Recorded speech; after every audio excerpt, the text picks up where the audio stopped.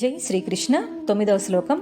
యజ్ఞార్థాత్ కర్మణోన్యత్ర లోకోయం కర్మ బంధనః తదర్థం కర్మ కౌంతేయ ముక్తసంగః సమాచర.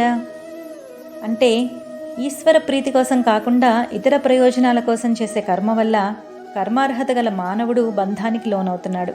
కాబట్టి ఓ అర్జున, నువ్వు ముందుగా ఫలాసక్తిని వదిలేసి ఏ కర్మ చేసినా ఈశ్వర ప్రీతి కోసమే చెయ్యి అని ఈ శ్లోక భావము. ఏదైనా కర్మను కోరికతో చేసినప్పుడు అది చేసేవాడిని సంకుచితమైన వాడిగా చేసి బంధంలో పడేస్తుంది. అదే చేసే పనిని నిస్వార్థంగా అంటే ఈశ్వరార్పణగా చేస్తే అది ఆ చేసేవాడిని విశాల హృదయుణ్ణి చేసి క్రమంగా సంసార బంధ విముక్తుణ్ణి చేస్తుంది. ఆ కిటికునే ఇక్కడ భగవానుడు ఈశ్వరార్పణ శబ్ద ప్రయోగం ద్వారా మరింత సులభంగా అర్థమయ్యేటట్లుగా చెప్తున్నాడు. ఇక్కడ యజ్ఞ అనే శబ్దానికి పరమేశ్వరుడు అనే అర్థం తీసుకోవాలి. లోకంలో యజ్ఞం అనే పదానికి హోమక్రియ అనే ప్రసిద్ధి అర్థం కూడా ఉంది. యజ్ఞమే విష్ణువు అని భావం, ఇది వేదంలో కూడా ఉంది. ఇక్కడ విష్ణువు అంటే పరమాత్మ అనే తాత్పర్యం తీసుకోవాలి. అందుకే ఆ శబ్దానికి పరమాత్మవాచకమైన ఈశ్వర శబ్దాన్ని పర్యాయపదంగా వాడారు. దానివల్ల యజ్ఞార్థాత్ కర్మణః అంటే ఈశ్వరుని కొరకై చేసే పని వల్ల అనే అర్థం వస్తుంది. లోకంలో పెద్దవాళ్ళు అంటే ఎవరైనా రాజులు మొదలైన వారికి ఏదైనా పనులు జరగాలి అంటే వాళ్ళ సేవకులు దాసుల ద్వారా మాత్రమే ఆ పనులు వాళ్ళు సిద్ధించుకోగలుగుతారు. అంటే ఎంతటి రాజులైనా వాళ్ళు కూడా పరాధీనులే. కానీ పరమాత్మ అలాంటి వాడు కాదు. అందుకే ఆయన తన పనుల కోసం ఎవరి మీద ఆధారపడ్డాడు. కాబట్టి ఈశ్వరుడికి సొంత పనులంటూ వేరే ఏవి ఉండవు. కాబట్టి ఈశ్వరుడు కొరకైన కర్మ అనే పదానికి కర్మ ఫలాన్ని ఈశ్వరుడికి సమర్పించటం అనే అర్థం తీసుకోవాలి. అలా చెప్తేనే ఆ కర్మ వల్ల బంధ విమోచన సిద్ధి కలిగే అవకాశం ఉంటుంది. ఇక యజ్ఞం అనబడే హోమక్రియలో మనం ఏం చేస్తాం? ఇంద్రాయ స్వాహ అంటూ ఏ నెయ్యినో సమిధనో అగ్నిలో వేసి ఈ పదార్థం ఇంద్రుడికే చెందుతుంది, నాకు చెందదు అని స్పష్టంగా చెప్తాము. ఏ దేవతకైనా సరే ఇలాగే చెప్తాము. కనుక యజ్ఞక్రియ అనేది త్యాగానికి రూపాంతరం మాత్రమే. ఈ విషయాన్ని స్వామి రాబోయే శ్లోకాల్లో కూడా చెప్తున్నారు. ఇలా వేరువేరు దేవతలకు ఫలత్యాగం చేసే కంటే సర్వదేవతలకు మూల స్వరూపుడైన పరమాత్మకే ఫలసమర్పణ చేసినట్లయితే అప్పుడు ఆ కర్మ పూర్తిగా బంధ విమోచకం అవుతుంది. కాబట్టి పెద్దలు యజ్ఞ శబ్దాన్ని సామాన్యమైన అర్థంలో తీసుకున్నప్పుడు నిస్వార్థ కర్మ అని అన్నారు. దానినే మోక్ష సాధకమైనటువంటి పరమార్థ స్థాయిలో చెప్పినప్పుడు నిష్కామ కర్మ లేక సర్వకర్మ ఫల సమర్పణ లేక కర్మయోగము అనే అర్థం చెప్పారు.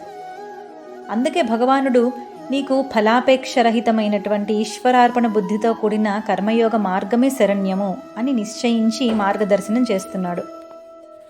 తర్వాత శ్లోకం. సహ యజ్ఞా ప్రజా సృష్ట్వా పురోవాచ ప్రజాపతి అనేన ప్రసవిష్యధ్వం ఏషవోస్త్విష్ట కామధక్. అంటే సృష్టి ప్రారంభ సమయంలో బ్రహ్మదేవుడు మానవులను వారితో పాటు యజ్ఞాలను కూడా సృష్టి చేశాడు.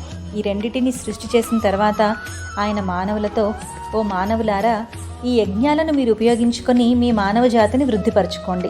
మీరు కూడా మీ జీవితాలలో అభివృద్ధి చెందండి. ఈ విద్యుక్త కర్మలు మీరు కోరుకున్న కోరికలన్నింటికీ కామధేనువులాగా తీరుస్తాయి అని పలికాడు అని ఈ శ్లోక భావము. ప్రతి మానవుడికి జన్మతోనే కొన్ని చేయవలసిన కర్మలు అంటే కొన్ని పనులు ఉంటాయి. ఉదాహరణకి తల్లిదండ్రుల సేవ, గురు శుశ్రూష, విద్యాభ్యాసము మొదలైనవి. వయసు వచ్చిన తర్వాత వృత్తిరీత్యా కొన్ని కర్తవ్యాలు సంక్రమిస్తాయి. ఉదాహరణ చెప్పాలంటే సైనికుడికి యుద్ధం చేయటం, వైద్యుడికి వైద్యం చేయటం, ఉపాధ్యాయుడికి పాఠాలు చెప్పటం మొదలైనవి. కుటుంబపరంగా కొన్ని కర్మలు సంక్రమిస్తాయి. తండ్రికి పిల్లల పరిపాలన, తల్లికి పిల్లల పోషణ, వయసు వచ్చిన కొడుకుకి వృద్ధులైన తల్లిదండ్రుల సేవ ఇలాంటివి. కానీ వ్యక్తిగతంగా ప్రతి మనిషికి పరోపకారము, భగవద్భక్తి, సాత్విక జీవనము ఇలాంటివి విద్యుక్త కర్మలుగా అంటే చేయాల్సినటువంటి కర్మలుగా సంక్రమిస్తాయి. ఇవి మానవులు అంతా కలిసి తమ సుఖజీవనం కోసం తాముగా ఏర్పాట్లు చేసుకున్నవి అని అనుకుని పొరపాటు పడుతూ ఉంటారు. కానీ భగవానుడు ఈ శ్లోకంలో సృష్టికర్తే ఈ వ్యవస్థను ఏర్పాటు చేశాడని, వీటి వల్లే మానవుల యొక్క పరస్పరమైన అభివృద్ధి సాధ్యమవుతుంది. కాబట్టి ఇవన్నీ నిస్వార్థ కర్మ యొక్క రూపాంతరాలని, అందుకనే వీటిని యజ్ఞాలు అని వ్యవహరించవచ్చునని బోధిస్తున్నాడు. మనిషి అనేవాడు హఠాత్తుగా ఆకాశం నుంచి ఊడిపడలేదని, జంతువులు వానరులుగా, వానరులు నరులుగా, నరులు ఆది మానవులుగా, ఆది మానవులు నాగరిక మానవులుగా క్రమంగా వికాసం చెందారని, ఆ వికాసంలో భాగంగానే వారు కుటుంబము, విద్య, రాజ్యపాలన ఇలాంటి జీవన వ్యవస్థలన్నింటినీ ఏర్పాటు చేసుకున్నారని ఆధునిక విజ్ఞాన శాస్త్రం ఆధారాలతో సహా నిరూపిస్తూ ఉంది. అయితే వాటిని ఇక్కడ స్వామి తిరస్కరించటం లేదు. వాటికంతే మరింత లోతుగా వెళ్ళే ప్రయత్నం చేస్తున్నారు. ఆధునిక పరిశోధనలు అన్నీ భూమి పొరల్లో దొరికిన వివిధ జంతుజాలాల ఎముకలు, ఖనిజాలు ఇలాంటి వాటి నమూనాల తారతమ్య పరిశీలనల వల్ల ముందుకు సాగుతున్నాయి. అయితే భూమి పొరల పరిస్థితి సృష్టి ప్రారంభం నుంచి ఒకే రకంగా లేదు. అనేక మార్లు మహాభూకంపాలు సంభవించాయి. పలుమార్లు భూమి యొక్క కోణాలు మార్పు చెందాయి. ఊహించటానికి వీలులేనంత పెద్ద పెద్ద ఉల్కాపాతాలు జరిగాయి.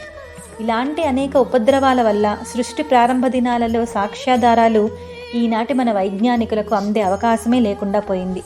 కనుక ఇలాంటి విషయాలలో భౌతిక సాక్ష్యాధారాల మీద ఆధారపడటం కంటే దివ్య దృష్టి గల మహాత్ముల యొక్క అంతర్దర్శనాల మీద ఆధారపడటమే ఉత్తమం. మహర్షులు అనాది సిద్ధాలైన వేదాల ఆధారంగా సృష్టి ప్రక్రియల యొక్క ప్రారంభ దశలను తమ దివ్య దృష్టులతో పరిశీలించి తాము దర్శించిన సత్యాలను పురాణాలలో భద్రంగా పొందుపరిచారు. ఇంకా ఇక్కడ మనిషి చేయాల్సినటువంటి విద్యుక్త కర్మలను గురించి మాత్రమే స్వామి ఈ శ్లోకంలో ప్రస్తావిస్తున్నాడు. వాటినే యజ్ఞాలు అంటున్నారు. వాటిని ఆచరిస్తే కోరిన కోరికలన్నీ తీరుతాయి అని మరి చెప్తున్నాడు. కోరిన కోరికలు అంటే అది మోక్షం కావచ్చు, స్వర్గాది సుఖము కావచ్చు, ఐహిక సుఖము కావచ్చు. ఈ మూడింటిలో ఏదైనా సరే విహిత కర్మల ద్వారానే సిద్ధిస్తుంది. అదే విహిత కర్మను నిష్కామంగా ఆచరిస్తే మోక్షం వస్తుంది. దానినే సకామంగా ఆచరిస్తే అంటే ఏ కోరికతోటో ఆచరిస్తే పరలోక సుఖమో ఇహలోక సుఖమో లభిస్తుంది. అంతే తేడా. అందుకనే విహిత కర్మల వల్ల ఏది కోరుకుంటే అది సిద్ధిస్తుంది అని స్వామి చెప్తున్నారు. అంతేకాని కేవలం సకామ కర్మలను మాత్రమే ప్రస్తావించడం లేదు. ఇక ఏ ఆధ్యాత్మికమైనటువంటి సాధనలు లేకుండా కేవలం విహిత కర్మ చేయటం వల్ల మోక్షం ఎలా వస్తుంది అంటే అర్జునుడు కూడా ఇదే సందేహంతోటే ఉన్నాడు. దానికోసమే ఈ వివరణ అంతా చెప్తున్నారు స్వామి. ఒక సైనికుడు యుద్ధం చేస్తానని యుద్ధరంగానికి వెళ్ళి యుద్ధంలో ఉండగా తనకు ధ్యాన సమయం వచ్చిందని యుద్ధం మానేసి ఒక మూల కూర్చుని ధ్యానం మొదలుపెట్టాడు. అలాగే ఒక కన్న తల్లి సంటి పిల్లవాడు పాల కోసం ఏడుస్తుంటే పాలు ఇవ్వకుండా పూజలో కూర్చుంటుంది. ఇలాంటి పనులు పాపమా పుణ్యమా అంటే నిస్సందేహంగా పాపాలే. ధ్యానమే ముఖ్యం అనుకునేవాళ్ళు యుద్ధరంగం దాకా రానే రాకూడదు. పూజలే ముఖ్యం అనుకునేవారు పిల్లలను కనకూడదు. ఆ పనులు చేశాక ఇక తమ బాధ్యతలను సరిగా నిర్వహించకపోతే వారికి పాపం రాకుండా ఎలా ఉంటుంది? సరే, వారు తమ విధులను సరిగా నిర్వహించారు, దానివల్ల పుణ్యం వస్తుందని మనం అనుకున్నా మనం చెప్పిన పనులలో పుణ్యాన్ని సంపాదించి పెట్టే ఆధ్యాత్మిక సాధన ఏముంది? ఎవరి బాధ్యతలను వారు నిర్వహించటమే పుణ్యానికి మార్గం. ఆ పుణ్యానికి ఫలితంగా ఈ జన్మలోనో పై జన్మలోనో వారికి ఉత్తమ సుఖం లభిస్తుంది. ఒకానొక వ్యక్తి నాకు పుణ్యం కానీ దాని ఫలితం కానీ అక్కర్లేదు అనే నిశ్చయంతో తన బాధ్యతను సక్రమంగా నిర్వర్తిస్తే అతనికి ఏమొస్తుంది? పుణ్యం వద్దనుకున్నాడు కాబట్టి అది రావటానికి వీల్లేదు. ఒక్కొక్క వ్యక్తికి ఒక్కొక్క విహిత కర్మ ఉంటుంది. అది యుద్ధం కావచ్చు, పిల్లల పోషణ కావచ్చు, వ్యాపార నిర్వహణ కావచ్చు, యోగాభ్యాసం కావచ్చు, హోమాచరణ కావచ్చు. ఏదైనా సరే ఎవడికి ఏది విహితమో దాన్ని వాడు నిష్కామంగా ఆచరిస్తే వాడి ఆచరణ వృథాగా పోదు. అది మోక్షాన్ని ఇచ్చి తీరుతుంది. జై